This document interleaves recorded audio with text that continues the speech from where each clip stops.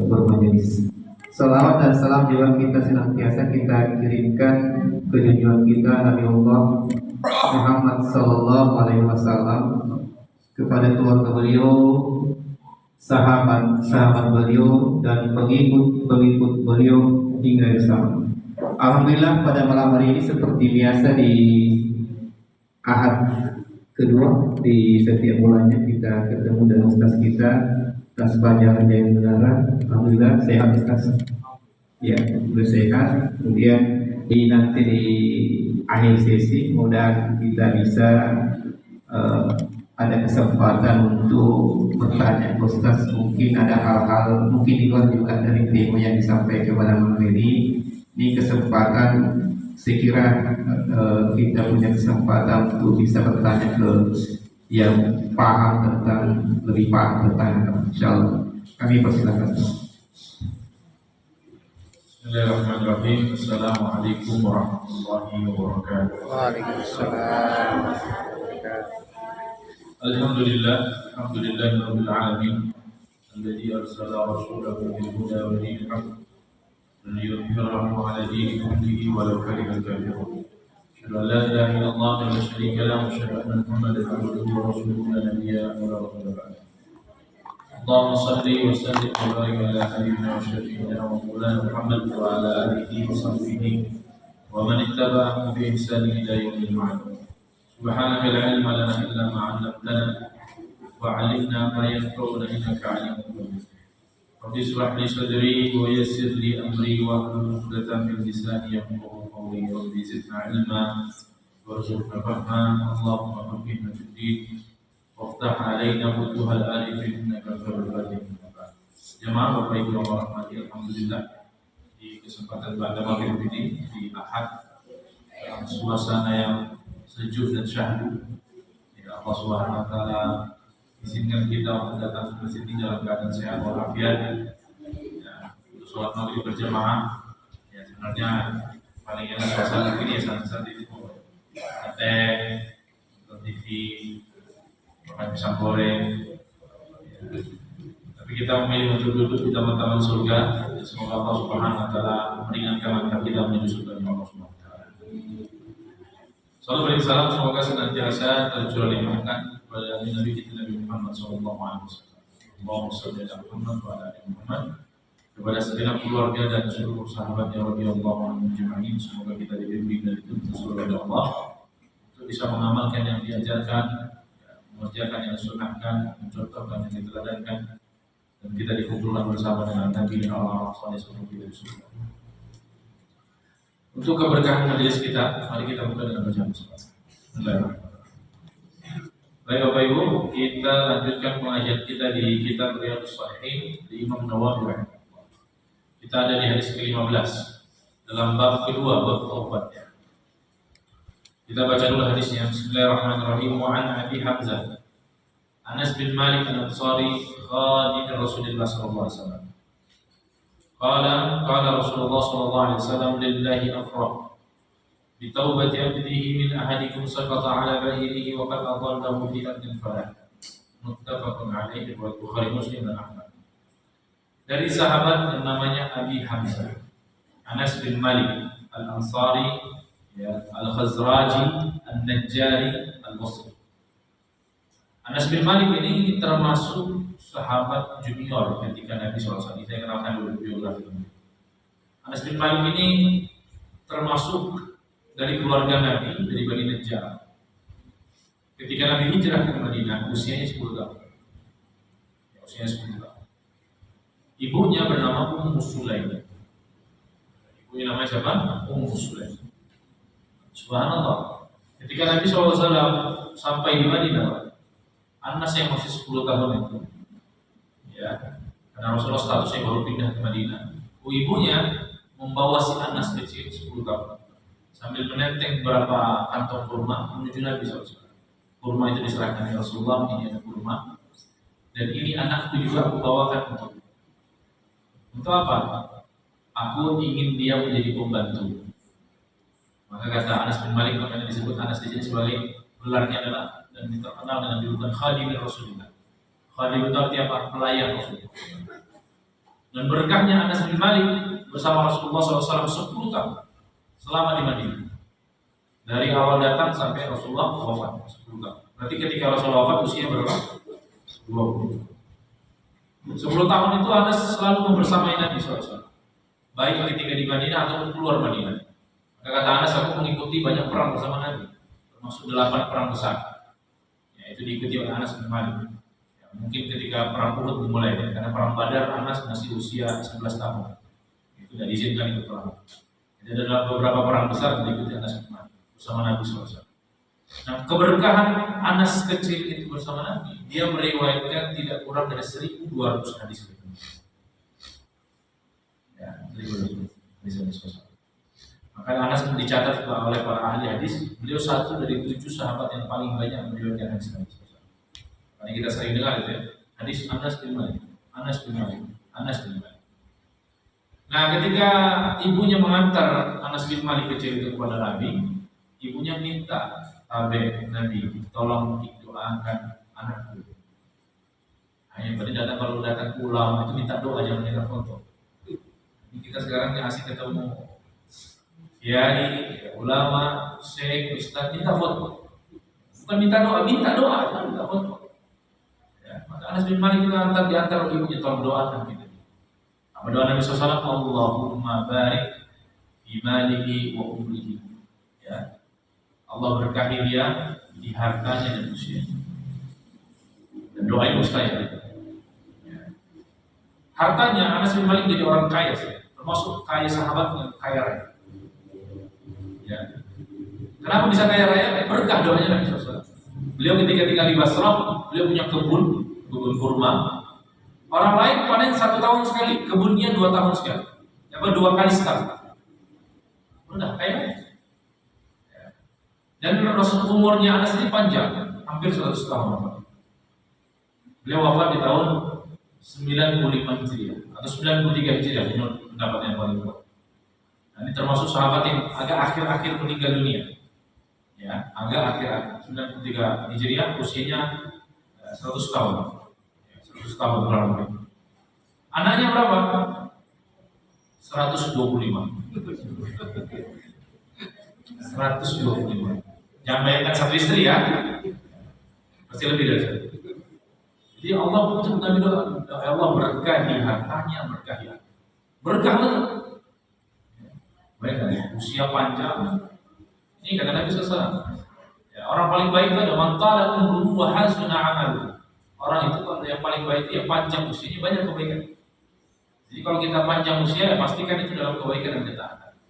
Karena tidak ada gunanya itu hidup 1000 tahun kalau tidak sampai. Tidak ada gunanya. Kata lalu, kata diri gitu ya. Jadi seorang muslim itu yang panjang usianya harus banyak kebaikan kita. Maka setiap tambahan usia adalah tambahan kebaikan. Ya, jika tidak panjang dengan kebaikan maka pendek saja. Ngapain banyak? Ya. Ini Anas bin Malik oleh Allah. Dan ini subhanallah, beliau ketika jadi pembantu Nabi 10 tahun. 10 tahun jadi pembantu pelayanan. Apa kata Anas bersaksi? Allah demi Allah, tidak satu kali pun Nabi pernah marah sama 10 tahun. Dan kita kerja di kantor, pekan pertama sudah marah. Ya. Kata Anas 10 tahun Kak jadi pelayan Nabi SAW, tidak satu pun kata Nabi, la taf'al, jangan kerjakan. Kenapa? 5 fa'alta hadza. Nabi tidak pernah tanya, kenapa kau bikin ini? Ya, kenapa tidak kau tinggalkan ini? Kenapa tidak kerjain? Ya, Nabi tidak pernah, Anas ketika dia berbuat sesuatu, Nabi tidak pernah tanya, kenapa kau bikin begitu? Ya, apalagi marah, 10 tahun. Karena Nabi SAW termasuk bos yang baik. Maka para bos ini contohnya yang marah-marah itu. Jangan marah-marah. Nah, ini Anas bin Malik radhiyallahu. Ya, dan sorry. Nah, dia meriwayatkan hadis ini, Nabi SAW bersabda, "Lillahi afrahu bi taubati abdi min ahad." Sesungguhnya Allah sangat gembira. Kalau Allah gembira berarti Allah juga ridho dan senang. Ya. Dengan taubatnya salah seorang hamba di antara kalian. Bahkan kegembiraan itu melebihi gembiranya seorang musafir yang kehilangan tunggangan. di satu padang yang kering kerontang. Hadis ini dilengkapi hadis lain diriwayatkan Muslim. Ini redaksinya agak berbeda. Ini redaksi Imam Muslim. Lillahi asyaddu farhan bi tawbati 'abdihi hina yatubu ilaihi min ahadikum kana 'ala rahilatihi bi ardil falak. Sesungguhnya Allah sangat-sangat gembira, senang, happy jika ada seorang hamba bertobat dari dosa, dari maksiat, dari kekufuran, dia bertobat kepada Allah, melebihi kegembiraan salah seorang di antara kalian yang sedang berada di padang pasir atau satu tempat yang kering kerontang, tidak ada air, tidak ada makanan. Fanfalatat minhu wa 'alaiha ta'amuhu wa syarabuhu fa'isa minha. Kemudian tunggangan yang dia bawa, di situ makannya, di situ minumnya, di situ bekalnya hilang. Bisa dibayangkan kita di satu tempat yang tidak ada siapa-siapa. Semua bekal tak ada di motor, minum di situ, makanan di situ, uang di situ, dompet, kartu ATM semua di situ. Kita singgah sebentar, tidur siang atau istirahat sejenak, ketiduran, bangun-bangun, motor hilang. Bisa dibayangkan bagaimana gelisahnya kita, galaunya. Nah, ini ilustrasinya seperti itu. Fa'isa minha, putus asa, nggak ada orang, nggak tahu mau kemana. HP di situ juga GPS nggak tahu mau kemana, yang pada pasir semua, nggak tahu mau ke barat, nggak bisa baca bintang juga, ya, nggak ngerti arah angin, nggak ada siapa-siapa. Kira-kira apa yang mau dilakukan kalau sudah begitu? Tinggal tunggu ajar aja, betul? Tidak ada apa-apa nih. Fa'ata syajaratan fattaja'a fi dhilliha wa qad aysa min rahilatihi fa bainama huwa kadzalika idhuwa biha qa'imatan. Maka orang tadi istirahat kemudian dia bangun. Ya, dia bangun. Hewan tunggangannya yang hilang tadi sudah ada di tempat. Ini sebenarnya bukan kasusnya seperti ini, ilustrasi dari Nabi. Jadi Allah itu sangat gembira, senang, happy kalau ada yang bertobat dari dosa, dari maksiat. Bagaimana gambaran kegembiraan Allah Subhanahu wa taala? Tentu kita sulit untuk mendapatkan ekspresi pastinya. Tapi Nabi SAW yang kecerdasan Nabi dalam menjelaskan, Nabi memberikan ilustrasi seperti kalian sedang sendirian di padang pasir, tidak ada apa-apa, tidak ada siapa-siapa. Semua barang tak ada di tunggangan, kemudian tunggangan itu hilang. Ya. Kemudian karena putus asa nih, sudah ketemu satu pohon, istirahat di situ tidur, dia bangun. Hewan tunggangannya sudah kembali. Kebayang nggak kita sudah putus asa, sudah semua di situ, minum, makan, uang semua di situ. Kita sudah menyerah ya, sudah tinggal tunggu aja saja. Tidur, bangun tidur, ternyata itu ekspresi gembiranya kita tahu, gembira sekali. Nah Allah Subhanahu wa taala diilustrasikan lebih bergembira ketika ada di antara kita yang bertobat kembali kepada Allah. Fa'akhadha bikhitamiha thumma qala min shiddatil farh. Dalam hadis ini sebutnya, kemudian orang tadi itu mengambil tali tekan kendaraannya, saking gembiranya dia sampai keliru dia bicara. Allahumma anta abdi wa ana rabbuk. Ya Allah, kau hamba-Ku, aku Tuhan. Kalimat apa? Keliru kalimat ini, masa Allah hamba-Ku. Tapi tidak dihukumi kufur, ini kalimat kufur sebenarnya. Ya Allah, aku Tuhan, kau hamba. Itu kalimat kufur. Tapi ini disebut slip tongue. Slip tongue dalam bahasa apa? Keceplosan. Saking senangnya. Orang-orang tahu kalau ada beberapa kondisi kita saking senang, saking sedih, karena ucapan kita tidak tertata.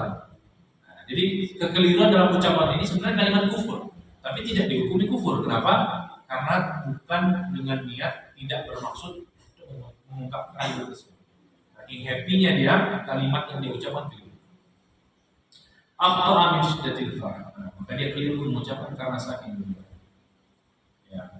Jadi hadis ini menunjukkan Allah Subhanahu wa taala itu selalu membuka pintu taubat dan selalu senang terbuka untuk menerima pertobatan hamba-hamba. Tidak peduli dosanya sebanyak maupun sebesar. Dan Allah Subhanahu wa taala menjanjikan akan senantiasa menerima kita selama kita mau kembali. Pintu ampunan selalu terbuka agar yang penting satu catatan, taubat itu artinya apa? Rujuk kembali. Jadi ibarat orang yang tidak berbuat maksiat itu dia pergi menjauh dari Allah. Tapi Allah Subhanahu wa taala bagi siapapun yang sudah pergi terlalu jauh, menyimpang terlalu jauh, tersesat terlalu jauh, kalau dia sudah merasa sudah pulang balik, Allah bukakan pintu selalu. Di beda orang tua anaknya durhaka, pergi jauh, dan jangan pergi juga. Kalau dia pulang dibukakan pintu, ya apa pulang, pergi lagi. Allah SWT justru Allah senang karena hambanya pulang lagi kepada dia. Ya Allah, tersesat pulang. Ya Allah, maksiat pulang. Allah senang. Allah memuliakan. Tidak pernah pintu Allah tertutup. Dosa apapun, hatta dosa kesyirikan sekali, selama belum mati. Ya, selama belum mati. Ini yang kemudian jadi harus jadi renungan. Dan ini yang harus kita sampaikan kepada saudara-saudara kita yang boleh jadi sampai detik ini belum bertobat kepada Allah.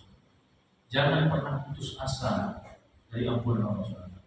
Apa yang menyebabkan seseorang itu berputus asa dari ampunan Allah? Banyak orang tobat kamu motor sekali kayak ini. Sholat. Saya tidak mau sholat. Banyak sekali sholat. Itulah talbis dari iblis. Itu tipuan setan.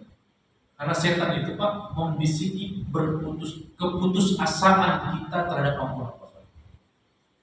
Jadi tugas setan itu apa? Dia membisiki kita, kotor sekali itu, ya nggak diterima nih. Setan tugasnya membuat kita berputus asa dari rahmat dan ampunan Allah. Padahal Allah Subhanahu Wa Taala ya telah menyatakan bahwasanya Allah sangat senang jika ada. Maka tipuan setan kepada saudara-saudara kita yang sampai detik ini masih tak sholat, masih maksiat, masih berbuat dosa, ya, masih sesat, masih berada dalam kekufuran, yang membuat mereka enggan kembali. Salah satu bisikan-bisikan setan yang mengatakan Allah tidak akan terima. Maka kita ini harus jadi orang-orang yang menyampaikan pesan-pesan rahmat Allah senantiasa membuka pintu, tidak pernah selama seorang hamba mau pulang ke pintu pertobatan, pintu Allah. Ya. Selanjutnya, hadis ini juga mengandung, ya, selain rahmat dan ampunan Allah Subhanahu Wa Taala, hadis ini juga mengandung pelajaran. Dalam beberapa hal terkait Allah Subhanahu Wa Taala, kita sulit mencari padanan kata atau kalimat untuk mendeskripsikan atau mengungkapkan tentang makna sesungguhnya. Contoh Allah dalam sebuah hadis, innallaha yadhaka. Allah tertawa. Gimana tertawa? Yang pas seperti kita berbahak-bahak, ngambil pegang perut. Bagaimana? Sulit kita untuk mendeskripsikan itu. Maka Nabi SAW menggunakan istilah tamtsil, permisalan, agar tamsil ini menjadikan pikiran kita mampu menjangkau hal-hal yang abstrak. Ini tidak terbayang bagaimana Allah SWT, tapi diberikan tamsil. Makanya dalam hadis ini tadi saya bilang Allah itu gembira. Bagaimana gembiranya? Apakah seperti gembiranya seorang yang mendapatkan putra yang sudah ditunggu sekian lama? Atau bagaimana? Apa gembiranya itu ketika seorang yang baru saja daftar CPNS kemudian dapat kabar dia lulus? Atau seorang karyawan yang baru naik pangkat? Atau seorang wanita yang baru saja dilamar? Gimana happy-nya gimana? Ya, seperti apa? Maka Nabi SAW memberikan tamthil, permisalan, agar kita dapatkan begini suasana kegembiraan, ya, gembira yang sangat-sangat gembira. Ya. Kemudian hadis ini juga mengandung pelajaran bahwasanya kekeliruan meskipun konsekuensinya kekufuran, kalau itu keliru, murni keliru, maka tidak menyebabkan seseorang itu jatuh pada kekafiran. Seperti kalimat dari anta abdi wa ana rabbuk, itu kalimat kufur. Kalau betul-betul dia ucapkan secara sadar dan memang dimaksudnya demikian, langsung murtad. Maka dalam bab akidah itu orang-orang yang khata' fi ta'wil, maka dia dimaafkan. Yang artinya ada hujah yang belum tegak di atasnya. Maka dia tidak bisa dikafirkan secara ta'yin. Ta'yin itu tunjuk hidung, dan juga kafir. Karena dia masih ada pemahaman yang belum genap, ada ilmu yang belum lengkap, sehingga dia tidak bisa dikafirkan karena kekeliruan dia memahami nas, hadis ataupun ayat yang keliru. Jadi dia masih diberikan uzur untuk tetap mendapatkan penjelasan yang benar. Setelah dijelaskan yang benar masih ngeyel, nah baru nanti dia ditegakkan namanya hujjah. Baru bisa berlaku hukum selanjutnya kepada orang yang bersangkutan. Jadi ini pelajaran juga. Jadi memang orang yang khata, keliru, maka dia diimamkan. Maka Nabi SAW mengatakan rufi'atil aqlam an salatin. Pena itu diangkat dari 3 kelompok manusia. Anin na'im hatta yastayqid, orang tidur sampai bangun. Orang tidur tidak dihukumi sampai dia bangun. Wa 'ala as-sabi hatta yahtalim, anak kecil sampai balik. Anak kecil tidak ada dosanya. Mau melakukan apa, dia mau ambil gorengan 3 dia bilang 1, tidak ada dosanya. Memang itu kan tidak baik, tapi tidak berdosa. Tidak berdosa. Ya, tidak berdosa. Dia ambil mangga orang, lempar ayam tetangga, tidak berdosa, belum balik. Ya. Tapi kalau ada apa-apa nanti yang bertanggung jawab adalah orang tuanya. Wajib mengganti doman ya, dalam bab muamalah. Wa 'anil majnuni hatta yaqin, orang gila sampai sadar. Ya. Ini juga. Dalam hadis yang lain ya, Inna Allah tajawaza 'an ummati al-khata' wal nisyan wa mastukrihu. Allah mengampuni atau membiarkan 3 orang yang melakukan kesalahan. Al-khata' keliru, ini khata' kita. Wal nisyan lupa, ya, lupa. Kemudian ketiga dipaksa atau terpaksa. Nah, ini tidak dianggap berdosa. Ya. Khata' salah, 2 lupa, 3 dipaksa atau terpaksa. Nah, ini kasus yang hadis ini adalah khata', keliru. Ya, ucapannya tadi ucapan kufur tapi dia keliru. Gara-gara tadi terlalu senang. Ini hadis ini yang perlu kita renungi dan kita resapi betul. Bahwasanya inilah Allah dengan segala rahmat dan kasih sayang kepada kita semua sebagai hamba. Apapun dosa, ketahuilah ampunan Allah lebih luas dibandingkan kemurkaan Allah SWT. Allah selalu menunggu kita di pintu taubat untuk datang, mengaku, menyesal, meminta maaf dan minta maaf. Dan itu yang Allah inginkan dari kita. Maka jangan pernah tertipu dengan tipu daya setan yang mengatakan Allah tidak menerima. Dan Allah dengan segala rahmat dan kasih-Nya senantiasa menunggu kita di pintu. Ya, tidak peduli sebanyak apapun dosa. Ini satu hadis penting. Kalau dilengkapi panjang hadis yang lain yang menyebutkan tentang rahmat dan kasih Allah. Mungkin sampai di sini ada waktu sekitar 15 menit sebelum azan Isya. Saya persilakan kalau ada kita berdiskusi.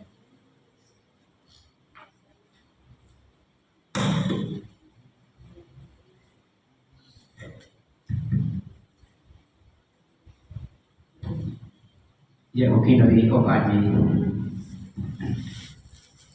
Presiden. Bismillahirrahmanirrahim. Assalamualaikum warahmatullahi wabarakatuh. Dari penjelasan Ustaz tadi, Allah itu gembira misalnya kalau kita bertobat. Pertanyaan saya, Ustaz, kalau kita misalnya refleksi diri, ada kemungkinan kan orang pasti ada mungkin pernah dilakukan dosa waktu muda. Apakah harus kita berulang-ulang berdoa, Ustaz? Atau satu kali saya berdoa, kemudian yang kedua, apakah ada tanda-tanda, Ustaz, misalnya doa kita, permohonan doa kita diterima atau tidak? Ada tanda-tandanya, Ustaz? Sekian, assalamualaikum warahmatullahi wabarakatuh. Syarat taubat itu jika terkait dosa kepada Allah syaratnya 3. 1, berhenti dari maksiat yang kita lakukan tersebut. 2, menyesal. Ya, kemudian 3, tidak mengulang. Hanya 3 itu. Ya, jika dosa terkait kepada Allah SWT, tidak sholat, tidak zakat, tidak puasa, ya, maka wujud tobat syaratnya 3. Bertobat artinya berhenti dan kembali kepada Allah. 2, menyesal, dihadirkan di dalam hati. Menyesal atas perbuatan tersebut, bentuk jujurnya kita memang bertobat. Dan 3, bertekad tidak mengulanginya. Ya.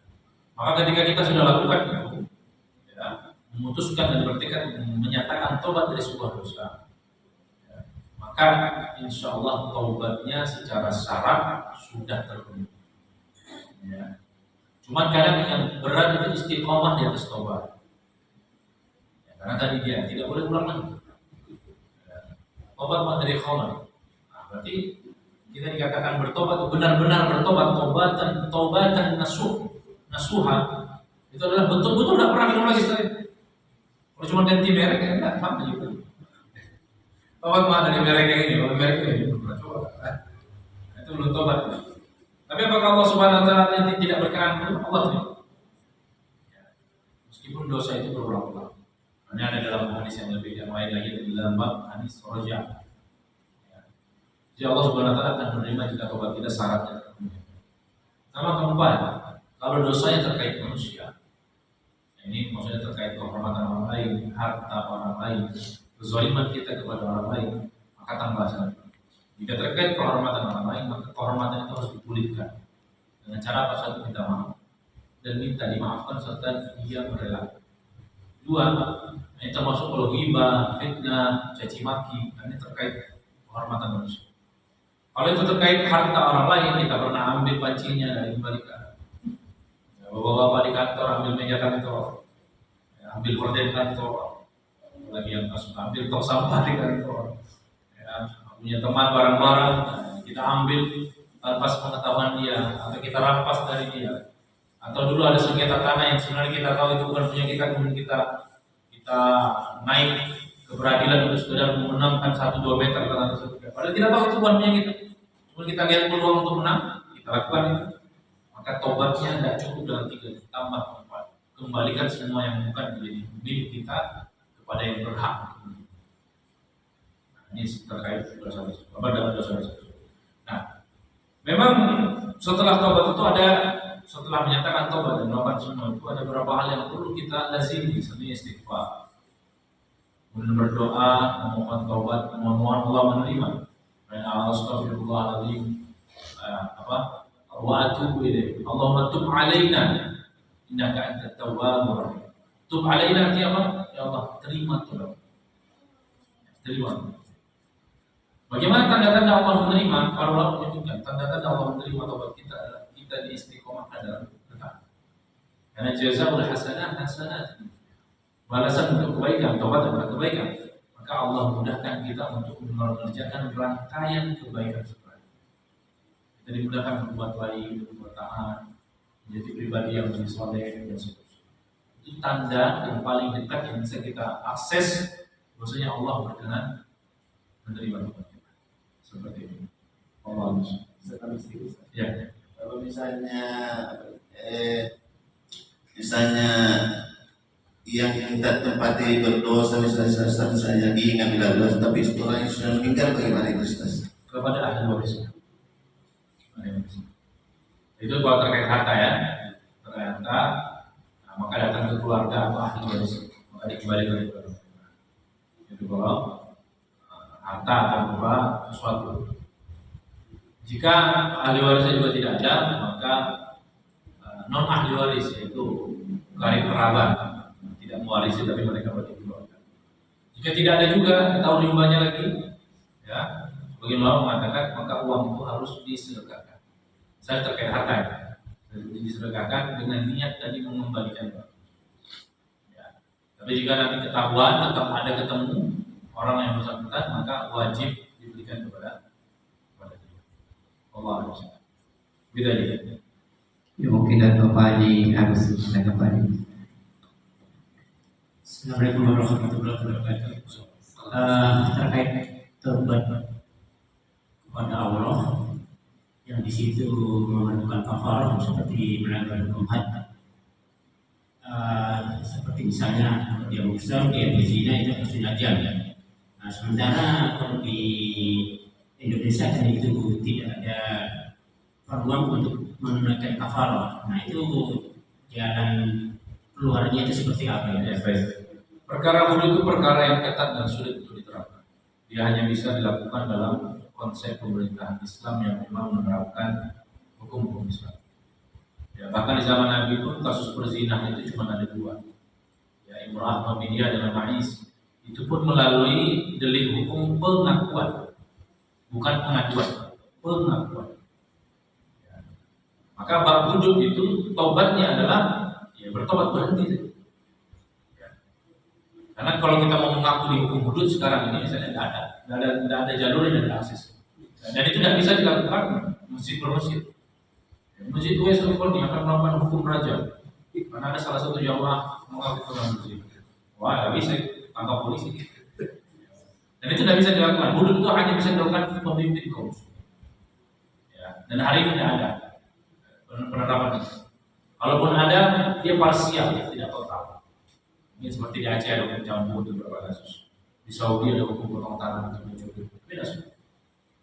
Ya, bahkan beberapa kajian menyebutkan hukum hudud itu hukumnya ada, prakteknya tidak ada. Karena sulitnya untuk menerapkan hukum tersebut. Khususnya dalam bab-bab yang ketat seperti zina.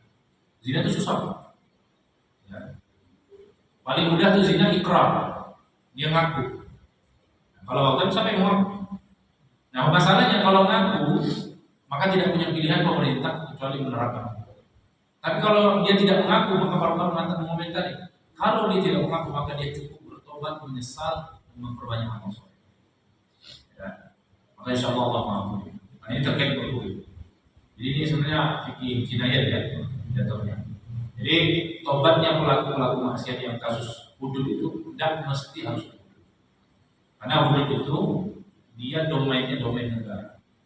Aturan bernegara yang harus diterapkan oleh pemimpin kaum. Jadi sebenarnya ada fikih khusus yang terkait. Tapi jawaban saya seperti itu. Jadi apakah memang harus hudud? Yang penting tobat, berhenti, syarat-syarat yang dipenuhi, memperbanyak amal soleh sepanjang sisa usia. Maka insya Allah Allah akan menerima tobat. Allah bersama. Ya mungkin dari ibu-ibu saya dengar ada mic silakan. Ya, saya silakan atas waktunya Pak Ustaz. Pertanyaan kami sehubungan dengan hadis tadi yang tentang taubat, di mana Allah Maha Penerima taubat, memaafkan hambanya yang telah berbuat dosa. Nah, bagaimana kita menyikapi seseorang yang tidak mau memaafkan sesama, misalnya ada yang pernah menyakiti hatinya, pokoknya istilahnya tidak maaf lagi. Allah. Nah, bagaimana kita menyikapi, menyampaikan orang yang punya prinsip seperti ini? Padahal kita ketahui Allah itu sungguh luar biasa maaf buat hambanya. Ya, itu saja Ustaz. Assalamualaikum warahmatullahi wabarakatuh. Memaafkan itu memang amal yang besar. Karena Al-Quran itu memberitakan kita untuk maaf. Fa'fu wasfa'fu. Wal kadhimin al-ghaidh wal 'afina 'anil nas. Nabi SAW yang mungkin sebagai ustaz. Nabi SAW itu ketika perang Uhud, paman beliau Abdul Muthalib itu menjadi salah satu korban yang syahid.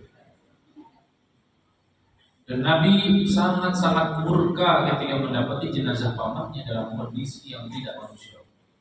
Beliau dimutilasi.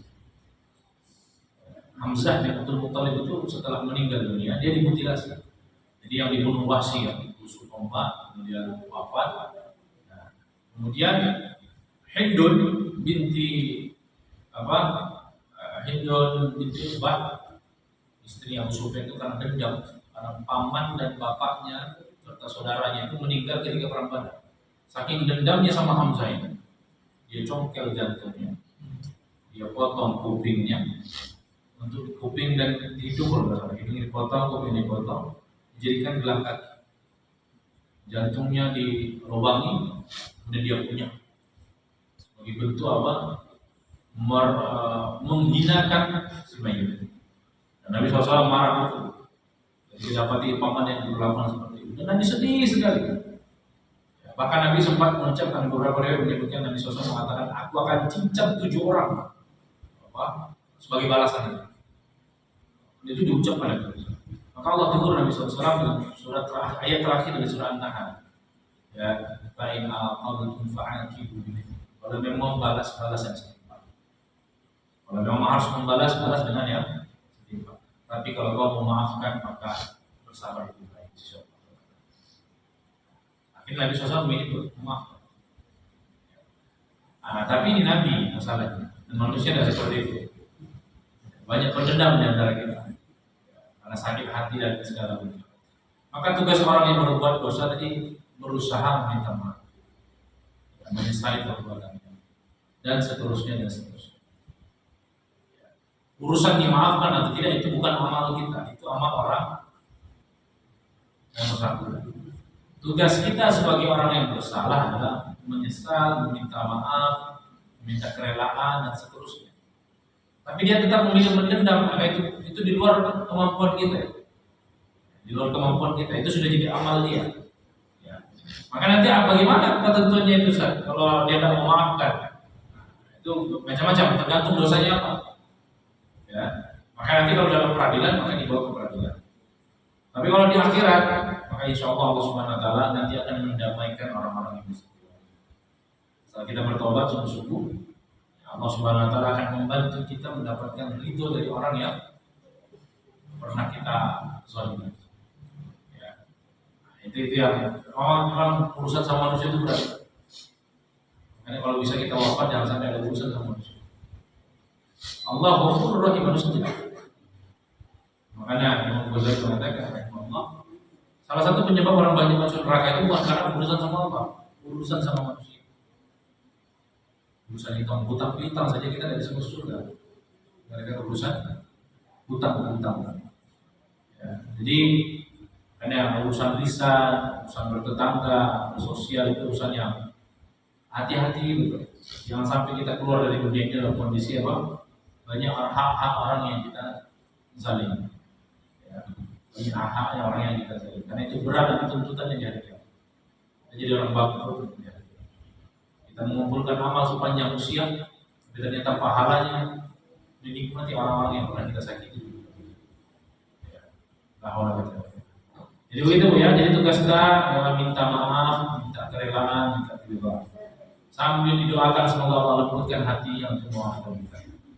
Ya, karena juga kita harus pahami bagaimana luka itu ditorehkan di dalam hati. Maka mungkin dia bilang tidak ada maaf bagi. Tapi tugas kita adalah minta maaf. Itu amal tak, memaafkan amal dia. Ya, maka fokus saja pada amal tak, minta maaf, minta kebebasan, minta kerelaan. Semoga Allah berkenan melapangkan hatinya untuk memaafkan. Allahu a'lam bishawab. Mungkin dari saya juga ada pertanyaan, Ustaz. Berkaitan tadi hadis yang saya kira Allah itu Maha Pemaaf yang berkaitan dengan dosa manusia. Nah, saya tertarik misalnya saudara-saudara kita katakanlah belum sholat misalnya, belum banyak perbuatan-perbuatan barangkali menyimpang dari ajaran agama.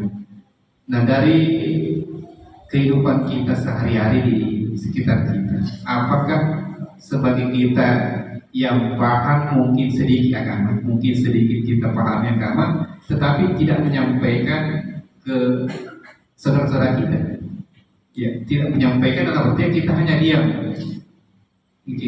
Dan saya tertarik dengan saudara kita yang di tablik, ya. Jadi saya anggap saudara kita di tablik itu saya kira luar biasa pagi orang ke masjid,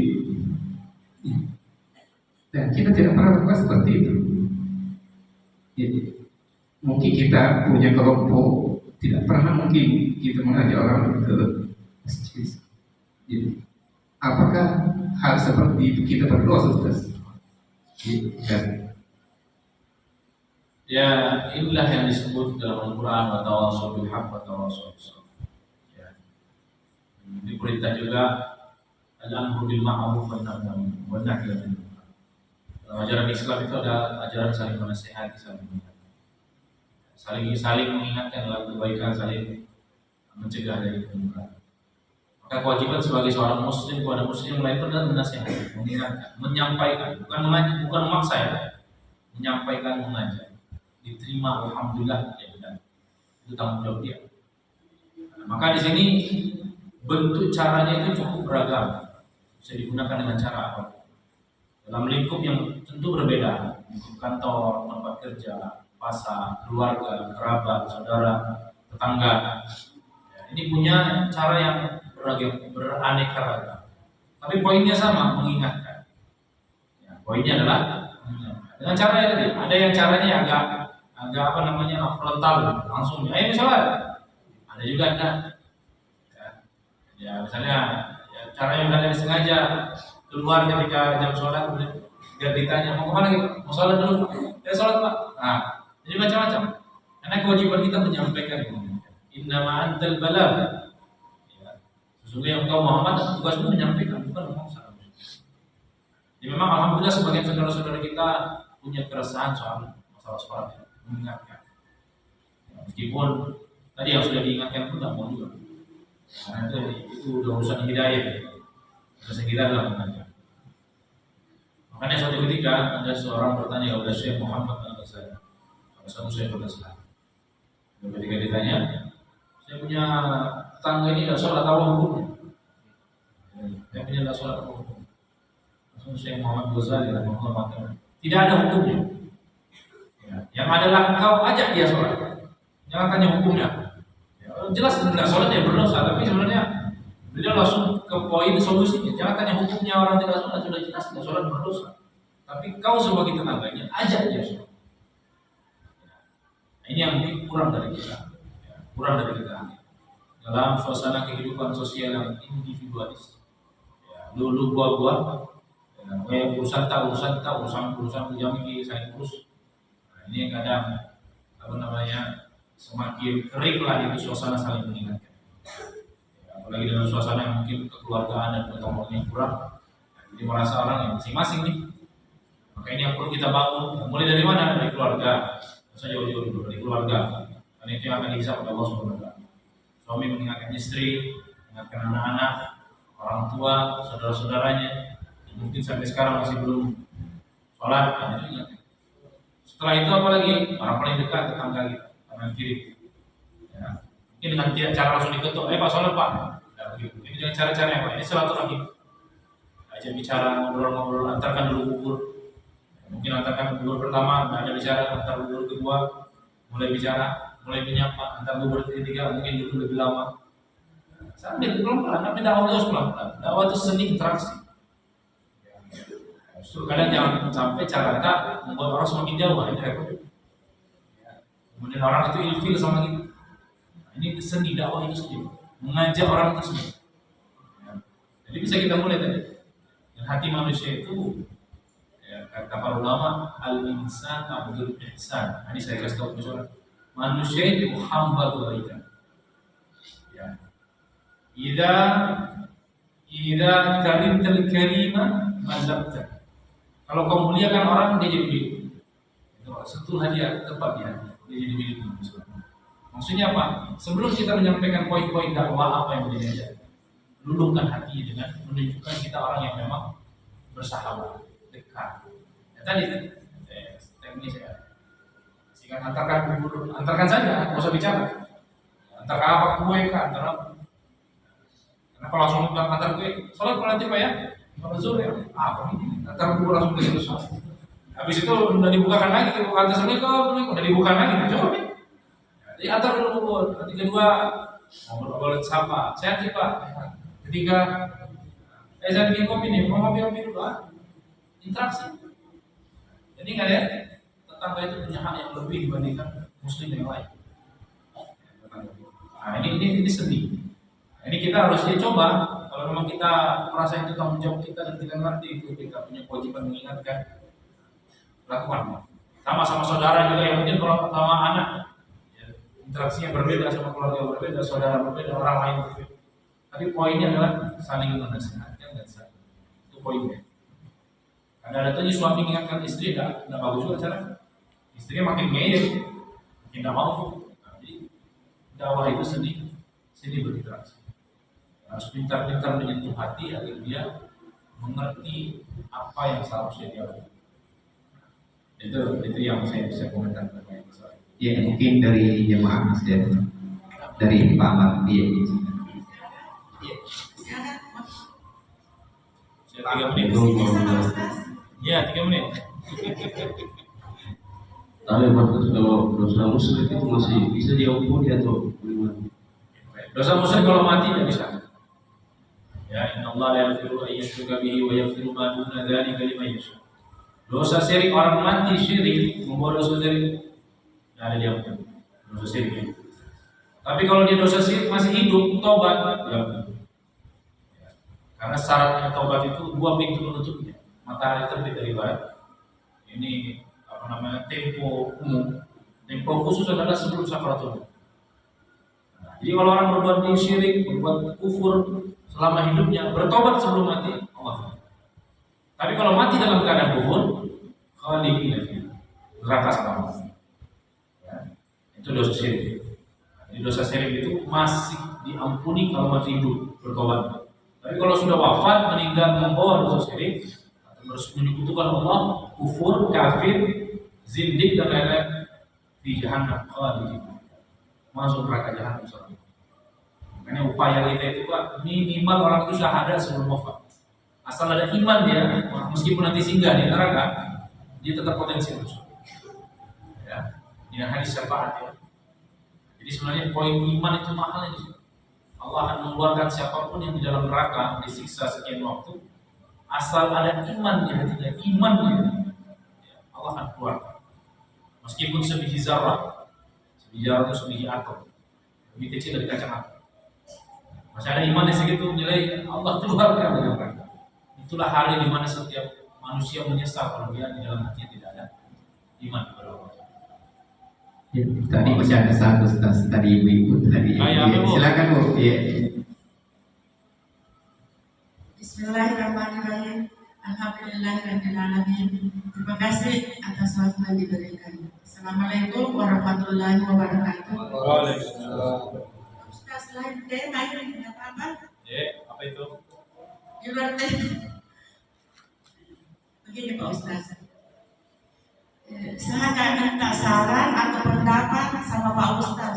Apa kira-kira yang saya harus lakukan untuk menghapus dosa-dosaku karena pernah makan makanan haram? Begini Pak Ustaz, beberapa tahun yang lalu pernah saya tinggal di Manado, lama lebih 10 tahun. Tetangga saya kiri kanan muka belakang itu non-muslim.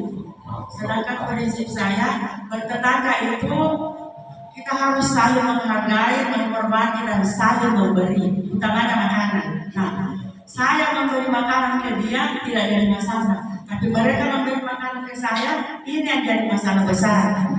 Saya tidak ambil, tidak makan kan nanti dia tersipu. Saya pendatang, saya sangat menghargai tetanggaku.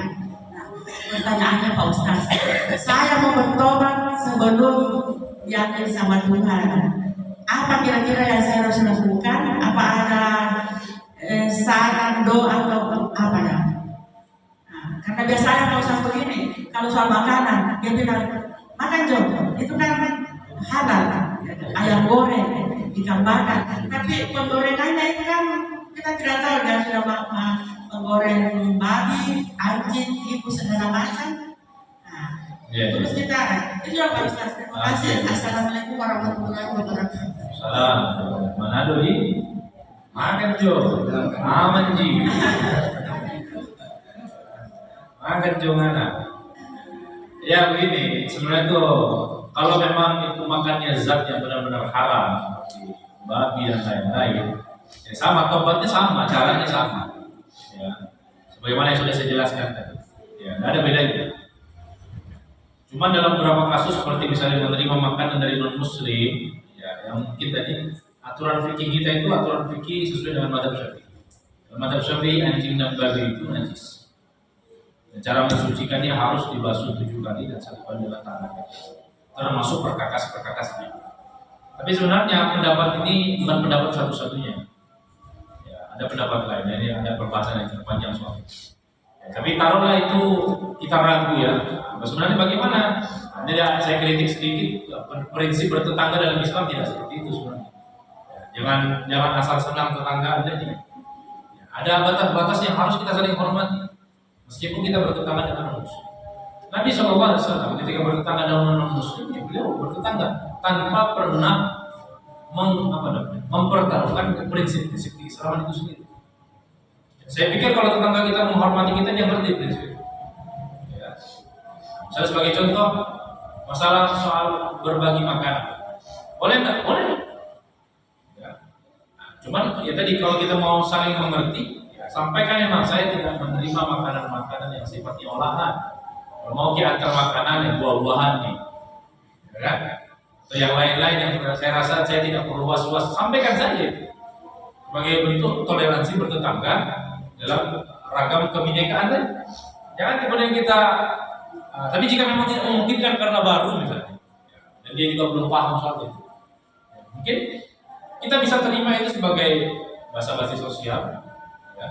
Tapi ini tidak kita konsumsi. Ya. Bagikan lagi ke tetangga non muslim yang lain, tinggal pindahkan saja wadah. Ya.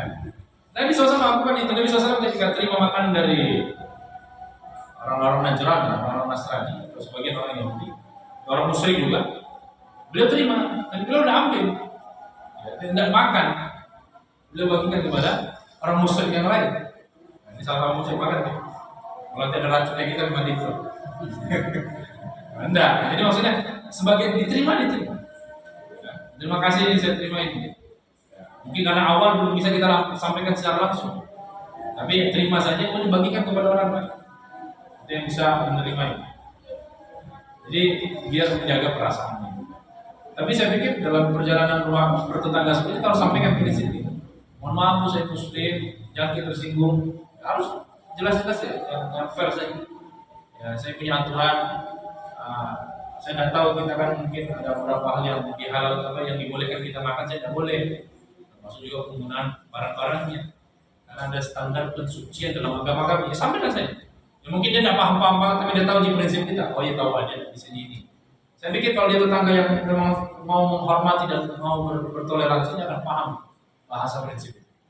Nah, jadi jangan berprinsip kita gadaikan apa tetangga kemudian menggadaikan atau mempertaruhkan hal-hal yang prinsip dalam ini seni berinteraksi saya lihat. Ini masalah apa? Seni bertetangga, berinteraksi sama manusia. Jadi tobatnya bagaimana tadi Bu? Tobatnya sama. Menyesal, bertobat, jangan diulang, berbanyak istighfar, berbanyak amal soleh, berbanyak sedekah. Insya Allah Allah ampuni, Allah maafkan. Gitu Bu ya? Allah ampuni. Ini demikian yang saya sampaikan. Ya, mungkin sudah masuk waktu isya, kita cukupkan dulu pertemuan di kesempatan pada maghrib ini. Semoga apa yang kita bahas jadi bermanfaat, ya, mendekatkan diri kita kepada Allah Subhanahu Wa Taala. Jadi ini yang bisa kita amalkan, yang menambah rasa takut kita dan rasa harap kita kepada Allah Subhanahu Wa Taala. Mari kita cukupkan alhamdulillah dan doa kafaratul majlis. Alhamdulillahirabbil alamin. Alhamdulillah wa bihamdihi. La ilaha illa anta astaghfiruka wa atubu ilaik. Mohon maaf atas segala kekurangan. Assalamualaikum warahmatullahi wabarakatuh.